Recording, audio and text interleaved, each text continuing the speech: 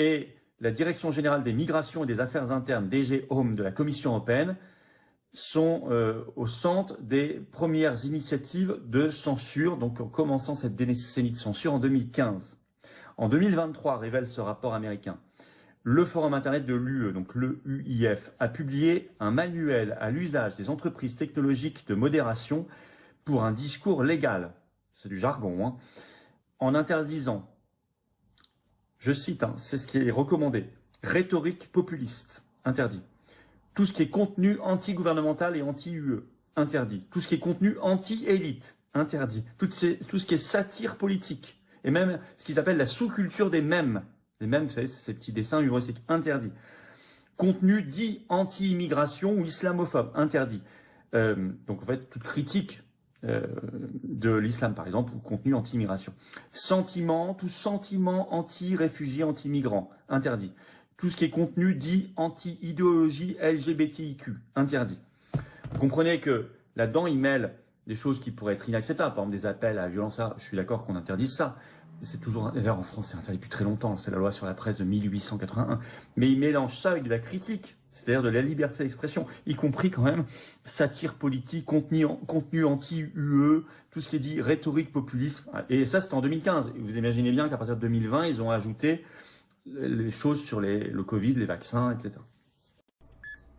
Alors, la riposte, elle vient du président du comité judiciaire de la Chambre des représentants, donc au Congrès, c'est un élu au Congrès, Jim Jordan, qui est trumpiste, et qui a annoncé, dans ses interventions au Congrès, au sein de la commission d'enquête, car elle continue sur la censure, mais également, il a fait le 5 février une grande conférence de presse au sein du Congrès, et il a annoncé toute une série de mesures législatives très dures, de punitions, de sanctions contre l'Union européenne. Je cite ce qu'il a annoncé.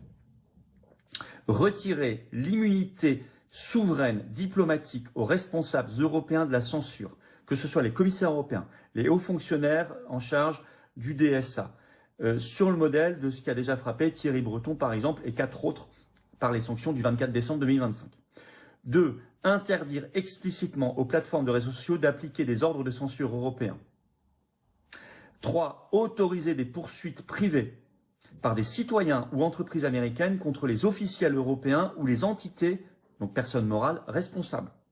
Très intéressant ça. 4. D'autres pistes sont évoquées dans cette loi. Sanctions commerciales, pression via les négociations commerciales, ou même des contre-amendes. Vous mettez une amende, on vous met le double en échange, en retour. Et puis on regarde le premier, là. C'est l'affaire Dieudonné. Je ne sais pas si on peut voir le post. Alain. Mais qu'est-ce qu'il dit, Dieudonné? 101. Ah, t'as pas vu cette saga de Dieudonné? Non. Oh my God, incroyable. Non, mais c'est pas la bonne.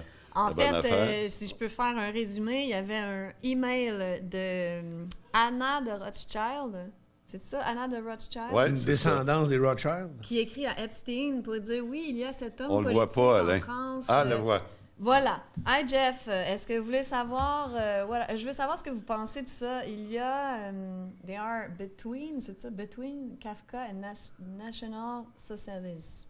Elle parle de Dieudonné. Ça, c'est Anne de Rothschild oui. qui parle. Je vais... Ah ouais, on m'a envoyé une vidéo d'un politicien français, je sais pas pourquoi elle l'appelle un politicien, appelé Dieudonné, puis il parle des Juifs et de l'argent. C'était épouvantable que ça se dise en France aujourd'hui. Je suis outré. Oui, puis le pire, c'est le nombre de viewers, en voulant dire qu'il y a beaucoup d'influence. Ouais. Donc, je veux discuter de ça avec toi quand je vais venir à New York. Ah. Donc, ils ont vraiment Anna, notre amie Anna de Rothschild, et Jeffrey Epstein ont vraiment discuté de Dieudonné durant sa venue à New York. Et ça concorde parfaitement avec la campagne de diffamation juste après.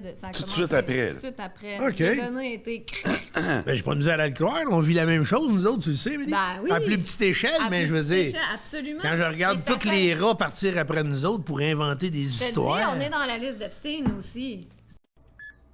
Ils sont des génies. Mais c'est pour ça qu'il faut faire de l'éducation. C'est pour ça que j'ai sorti mon livre, pour expliquer comment ils ont brisé la meute, comment ils ont brisé les farfadets, comment ils ont brisé les patriotes, résistants, ouais. comment ils ont brisé le FLQ, qui n'était pas à la base violent, le FLQ. C'était la GRC qui était là-dedans. Oui, infiltrée. la GRC a infiltré tous les groupes depuis qu'on Posait des existe. bombes. Et nous Dans le surveillaient, but de les apparemment, pousser vers la violence. Je le sais, on l'a Ils vécu. posaient eux autres même des bombes. Oui, La GRC. c'est prouvé, c'est déclassifié. Ouais, ouais. Pierre Schneider il a écrit un livre très bon là-dessus, La République assassinée de Daniel Johnson. Ouais. Je le cite là-dedans. Il raconte l'histoire du FLQ au complet, comment le FLQ a été infiltré par la GRC qui les a poussés dans la violence.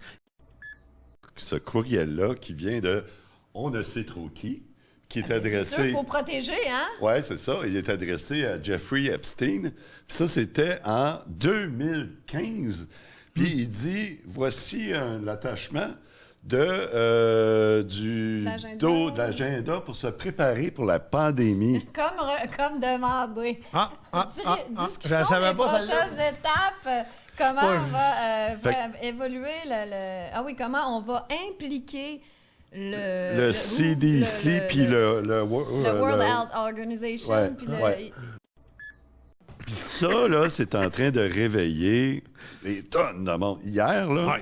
Hier, Dieudonné, il a annoncé... Il doit avoir impliqué, lui. Il a, Oui, il y a des il a annoncé avocats là-dessus, qu'il puis partait une poursuite contre les Rothschild. OK. il va s'en mettre plein les Son poches. live hier, 300 000 personnes en live. J'espère qu'il y a une bonne équipe de sécurité, ce gars-là. Ouais, puis son Pas la prison live... qu'il guette, lui.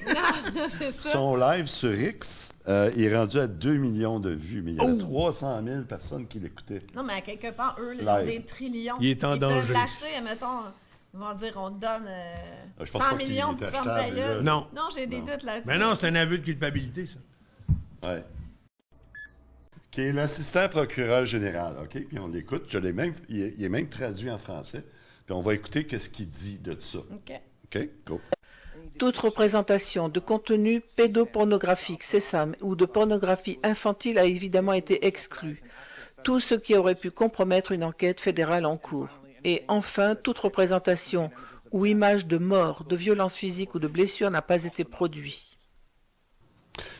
Tout le bon stock, on ne l'a pas vu encore. Mais bon, je suis pas sûre que c'est le bon, mais... Ben, le stock qui va justement amener, c'est parce qu'ils viennent de dire, il y a des enquêtes en cours. Puis ils ont des documents où il y a des morts, des blessures, des viols. Il y a tout ça existe. Ils viennent de le confirmer. Ça, c'est le procureur général des États-Unis, l'assistant procureur. Fait que c'est pas fini. Epstein aurait dit, puis c'est drôle parce que ça a été repris par Dugin, là, ou je sais pas trop son nom. Dugin. Dugin, Alexander Dugin. ouais, qui est un philosophe russe. C'est celui-là ici. Il dit c'est Epstein qui envoie, qui se fait envoyer un courriel par James Haywood. Il dit on a besoin de discuter la Troisième Guerre mondiale pour les investisseurs. Les investisseurs veulent savoir si c'est toujours planifié pour le 8 février, ce qui est demain, le 8 février 2026. Puis lui, il a reposté ça. Aïe, et ça, c'est épique. C'est épique! Fait que demain, attention tout le monde, mettez ça dans vos agendas, c'est le début de la Troisième Guerre mondiale. Voilà. Le début de la Troisième Guerre mondiale pourrait aussi bien être appelé la fin du monde, tout simplement. Non, ben non. Non, le début d'un nouveau monde. Parce qu'il faut que ça, Mais ça si c'est crache. nucléaire, Ce ne sera pas nucléaire. Ça ne sera pas nucléaire. Moi, je vois la Troisième Guerre mondiale comme un embargo sur le pétrole de l'Iran. Ils ferment le canal pas le canal, mais le détroit d'Ormuz. Puis là, le pétrole augmente à 200, 300, 400 piastres le baril. Puis là, ben, il n'y a plus personne qui est capable de le conduire son auto parce que ça coûte trop cher. Puis là, ça déboule.